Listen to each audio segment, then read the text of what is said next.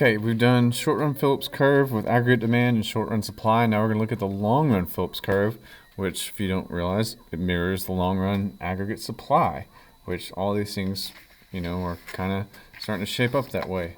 So, like I said, there's long-run aggregate supply, there's our unemployment price level. These things all kind of look alike, just different labels and things.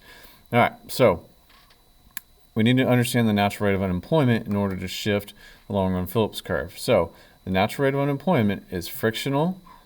People choose to not work, leave their jobs, plus structural unemployment, which is where your job skills are obsolete, your factory shuts down, you work at Blockbuster and Netflix and Redbox came out, all those things.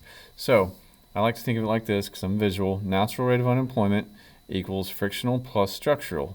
And if frictional unemployment decreases, the natural rate of unemployment will decrease. So whatever's in a question or a prompt that leads you to believe something in unemployment is changing, you can always write it out like this. Then the actual unemployment is the natural rate plus cyclical. And our natural rate is realistic. 3% unemployment is, amazing. And 0% is fictitious. It will never happen because someone today quit their job. Someone's business closed down because it was obsolete, things like that. All right, so now let's look at these, okay? So draw up two Phillips curve graphs like these, pause it, get those done. Now unpause it, and let's get to work. It shortens videos, right? All right, so here's our sample, our prompt. Frictional unemployment decreases because job matching abilities improve. Then the long-run Phillips curve will shift to the left. So think of it like this. That's a good thing if job matching abilities improve. People are going to get work, okay? So that's going to change how much unemployment there is just by nature in the economy. So if I know that the natural rate is decreasing, that's going to shift the Phillips curve to the left. If you can't remember which way to shift this thing, just think unemployment, we decrease left and increase right on all our graphs on the x-axis. So if this unemployment is going to shift to the left because, things are getting better, aren't they? So I'm going to put this right here. And now I have my LRPC1. It's hard to draw that with this fat marker, so sorry about that.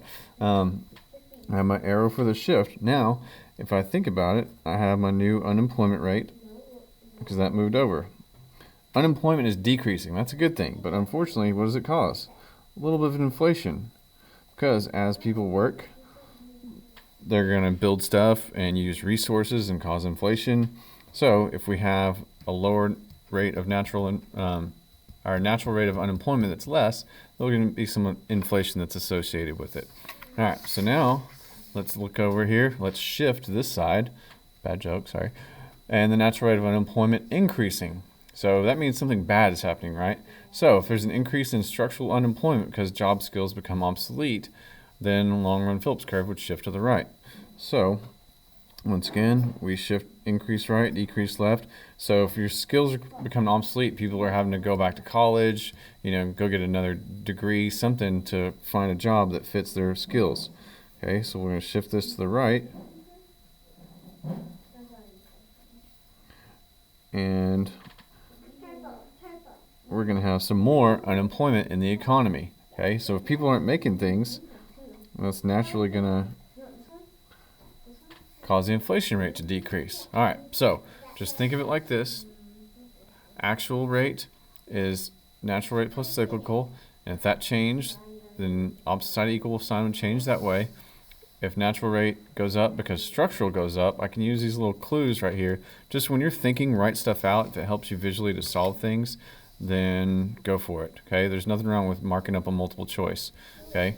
All right, so there's those right there. And that's the natural rate and the long-run Phillips curve.